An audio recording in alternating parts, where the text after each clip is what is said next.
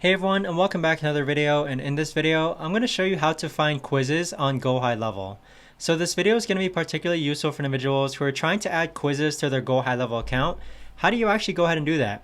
How do you actually set up quizzes or find the quizzes so that you can start giving it to potential leads?